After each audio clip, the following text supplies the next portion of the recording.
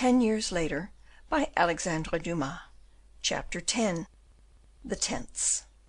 The admiral, as we have seen, was determined to pay no further attention to Buckingham's threatening glances and fits of passion. In fact, from the moment they quitted England, he had gradually accustomed himself to his behaviour. De Guiche had not yet in any way remarked the animosity which appeared to influence that young nobleman against him, but he felt instinctively that there could be no sympathy between himself and the favourite of Charles II.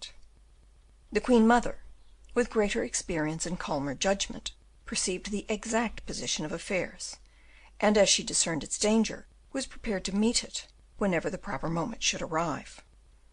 Quiet had been everywhere restored, except in Buckingham's heart.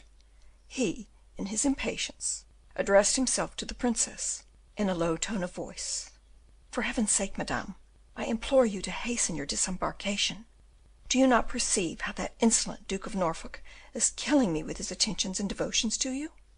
Henrietta heard this remark.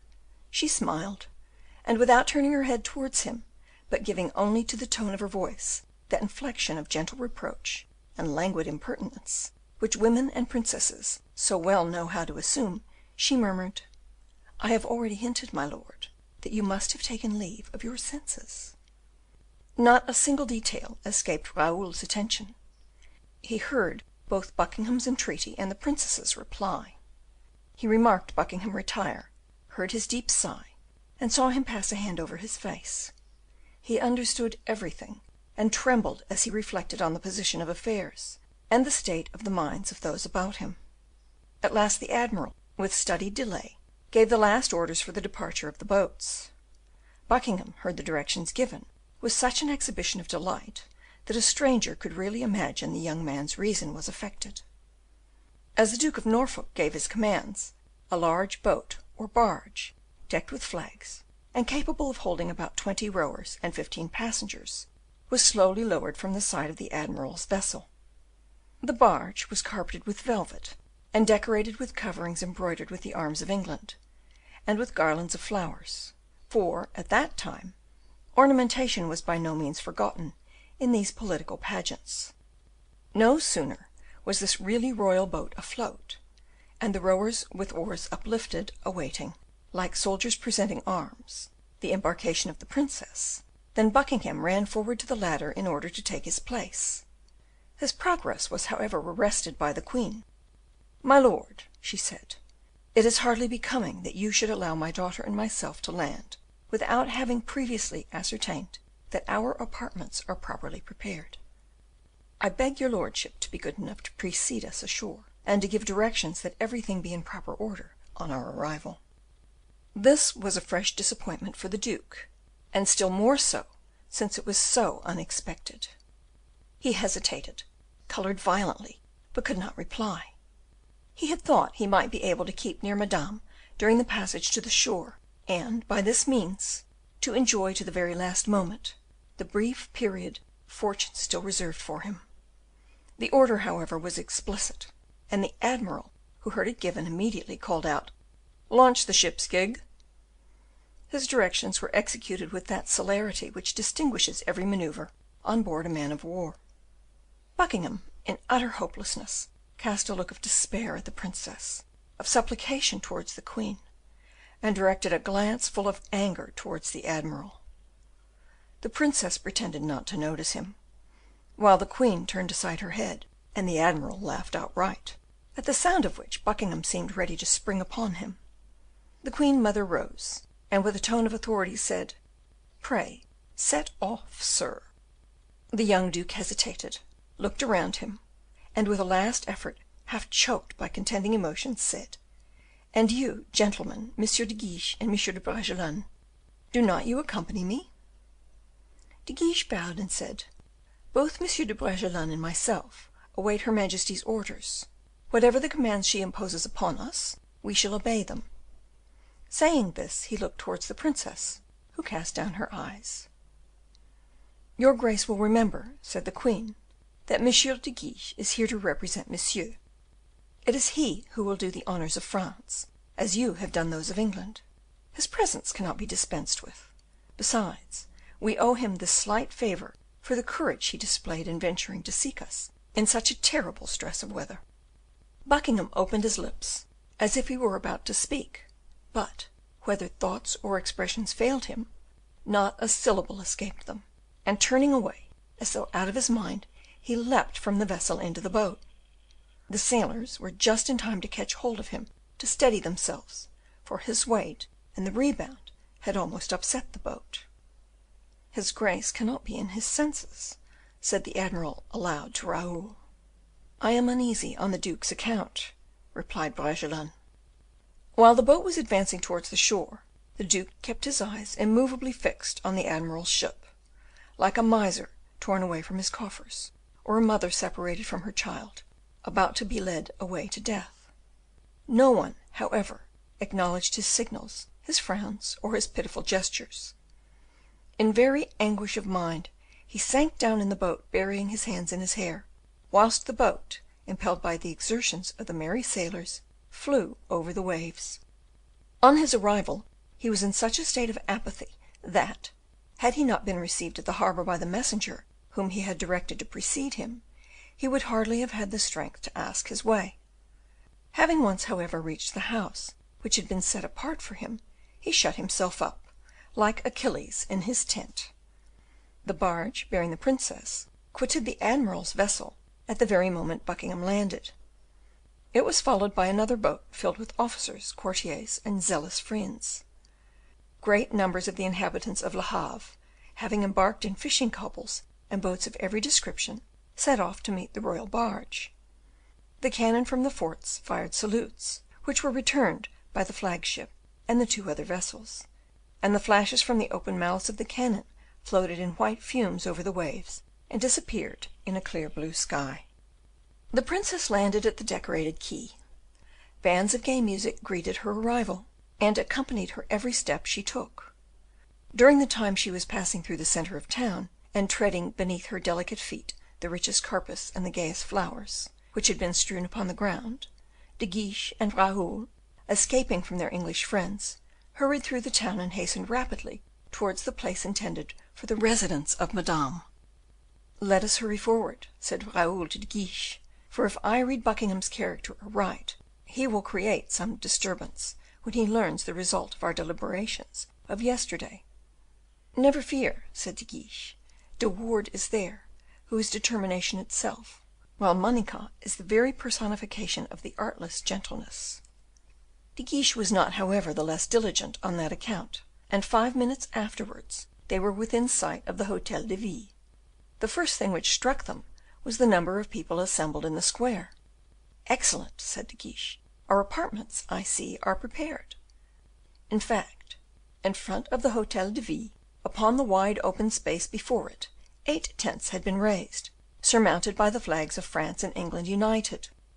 The hotel was surrounded by tents, as by a girdle of variegated colours. 10 pages and a dozen mounted troopers, for an escort, mounted guards before the tents. It had a singularly curious effect, almost fairy-like in its appearance. These tents had been constructed during the night time, fitted up, within and without, with the richest materials that De Guiche had been able to procure in Le Havre. They completely encircled the Hotel de Ville. The only passage which led to the steps of the hotel, and which was not enclosed by the silken barricade, was guarded by 2 tents, resembling 2 pavilions, the doorways of both of which opened towards the entrance. These 2 tents were destined for De Guiche and Raoul, in whose absence they were intended to be occupied, that of De Guiche by De Wardes, and that of Raoul by Manicamp. Surrounding these 2 tents, and the 6 others, 100 officers, gentlemen, and pages, dazzling in their display of silk and gold, thronged like bees buzzing about a hive. Every one of them, their swords by their sides, was ready to obey the slightest sign either of De Guiche or Bragelonne, the leaders of the embassy. At the very moment the 2 young men appeared at the end of one of the streets leading to the square, they perceived, crossing the square at full gallop, a young man on horseback, whose costume was of surprising richness. He pushed hastily through the crowd of curious onlookers, and, at the sight of these unexpected erections, uttered a cry of anger and dismay. It was Buckingham, who had awakened from his stupor in order to adorn himself with a costume perfectly dazzling from its beauty, and to await the arrival of the princess and the queen mother at the Hotel de Ville. At the entrance to the tents, the soldiers barred his passage, and his further progress was arrested. Buckingham, hopelessly infuriated, raised his whip, but his arm was seized by a couple of officers. Of the two guardians of the tent, only one was there. De Wardes was in the interior of the Hotel de Ville, engaging in attending to the execution of some orders by De Guiche. At the noise made by Buckingham, Manicamp, who was indolently reclining upon the cushions at the doorway of one of the tents, rose with his usual indifference, and perceiving that the disturbance continued, made his appearance from underneath the curtains. "What is the matter?" he said, in a gentle tone of voice, "and who is making this disturbance?" It so happened that at the moment he began to speak, silence had just been restored, and although his voice was very soft and gentle in its touch, every one heard the question. Buckingham turned round, and looked at the tall thin figure, and the listless expression of countenance of his questioner. Probably the personal appearance of Manicamp, who was dressed very plainly, did not inspire him with much respect, for he replied disdainfully, "Whom may you be, monsieur?" Manicamp, leaning on the arm of a gigantic trooper, as firm as the pillar of a cathedral, replied in his usual tranquil tone of voice, "And you, monsieur?" "I, monsieur, am the Duke of Buckingham.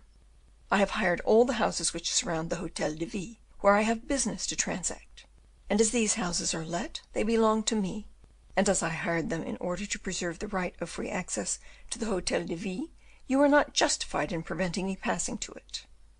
"But who prevents you passing, monsieur?" inquired Manicamp. "Your sentinels." "Because you wish to pass on horseback, and orders have been given to let only persons on foot pass." "No one has any right to give orders here except myself," said Buckingham. "On what grounds?" inquired Manicamp, with his soft voice. "Will you do me the favour to explain this enigma to me?" "Because, as I have already told you, I have hired all the houses looking on the square." "We are very well aware of that, since nothing but the square itself has been left for us." "You are mistaken, monsieur. The square belongs to me, as well as the houses in it." "Forgive me, monsieur, but you are mistaken there. In our country we say the highway belongs to the king, therefore this square is his majesty's, and consequently, as we are the king's ambassadors, the square belongs to us."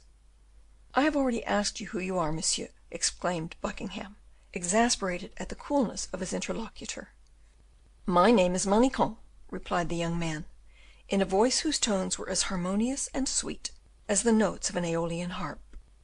Buckingham shrugged his shoulders contemptuously, and said, "When I hired these houses which surround the Hotel de Ville, the square was unoccupied. These barracks obstruct my sight. I hereby order them to be removed." A hoarse and angry murmur ran through the crowd of listeners at these words. De Guiche arrived at this moment.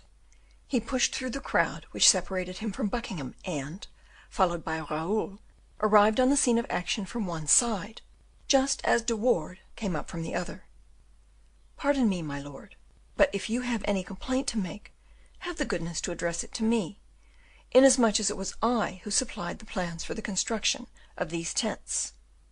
Moreover, I would beg you to observe, monsieur, that the term barrack is a highly objectionable one," added Manicamp graciously. "You were saying, monsieur," continued De Guiche. "I was saying, monsieur le comte," resumed Buckingham, in a tone of anger more marked than ever, although in some measure moderated by the presence of an equal, "I was saying that it is impossible these tents can remain where they are." "Impossible!" exclaimed De Guiche. "And why?" "Because I object to them." A movement of impatience escaped De Guiche, but a warning glance from Raoul restrained him. "You should the less object to them, monsieur, on account of the abuse of priority you have permitted yourself to exercise." "Abuse?" "Most assuredly. You commission a messenger, who hires in your name the whole of the town of Le Havre, without considering the members of the French court, who would be sure to arrive here to meet Madame. Your Grace will admit that this is hardly friendly conduct in the representative of a friendly nation. The right of possession belongs to him who is first on the ground. Not in France, monsieur. Why not in France? Because France is a country where politeness is observed.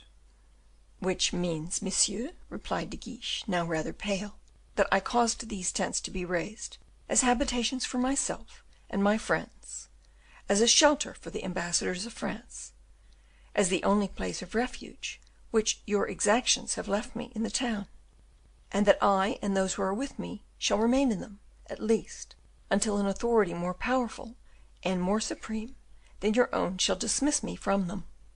In other words, until we are ejected, as the lawyers say, observed Manicamp blandly. I know an authority, monsieur, which I trust is such as you will respect, said Buckingham, placing his hand on his sword. At this moment, and as the goddess of discord, inflaming all minds, was about to direct their swords against each other, Raoul gently placed his hand on Buckingham's shoulder. One word, my lord, he said. My right, first of all, exclaimed the fiery young man. It is precisely upon that point I wish to have the honour of addressing a word to you. Very well, then, monsieur, but let your remarks be brief. One question is all I ask. You can hardly expect me to be briefer. Speak, monsieur, I am listening. Are you, or is the Duke of Orleans, going to marry the granddaughter of Henry IV?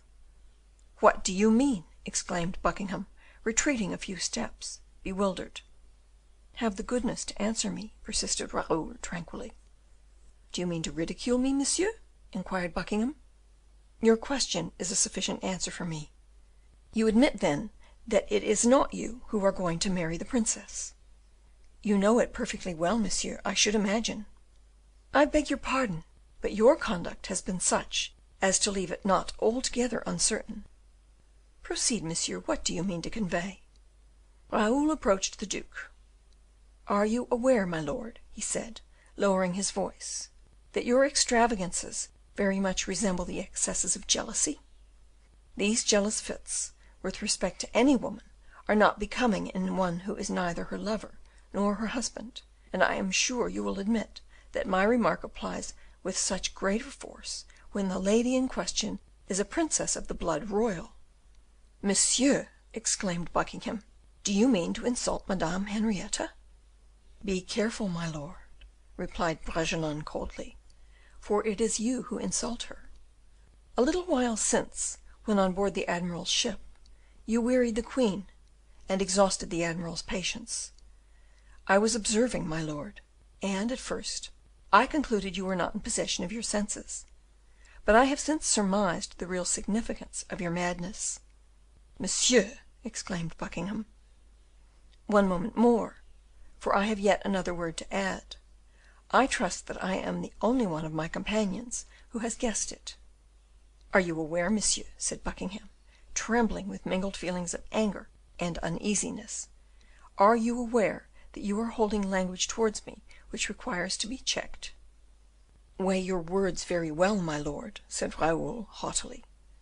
My nature is not such that its vivacities need checking, whilst you, on the contrary, are descended from a race whose passions are suspected by all true Frenchmen.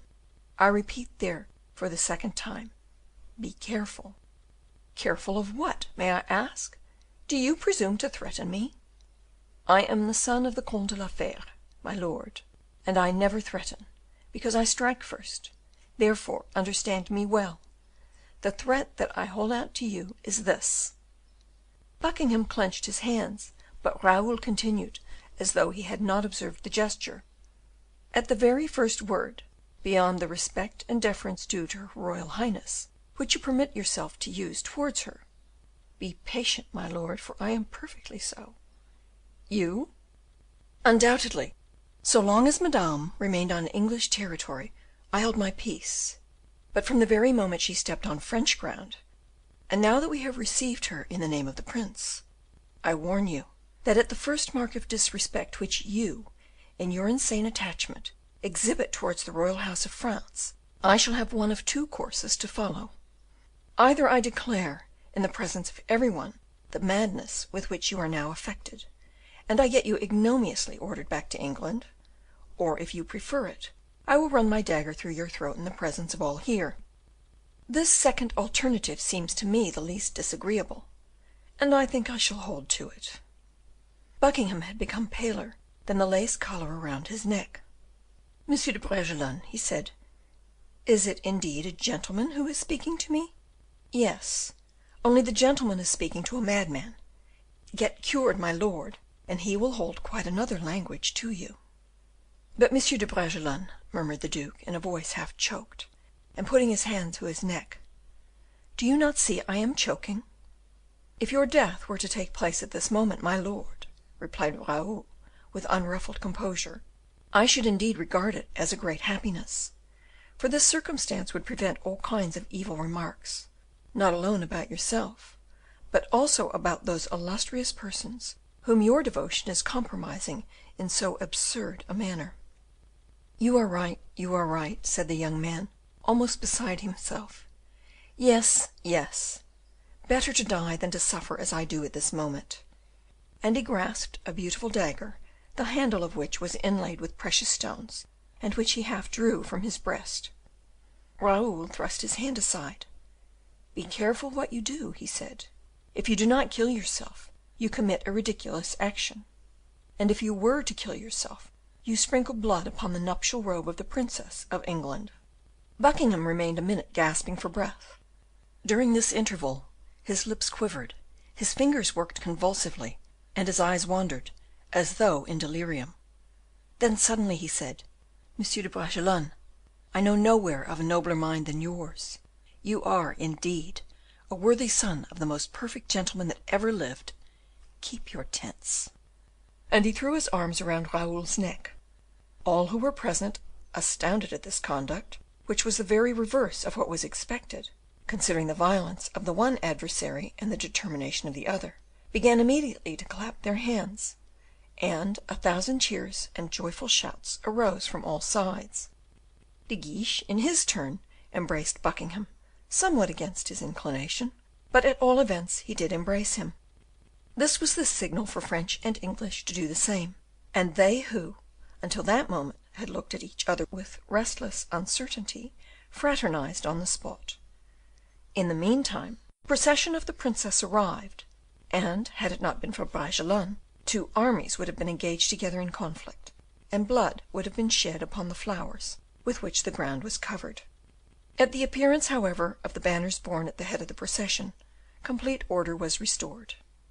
Chapter 11.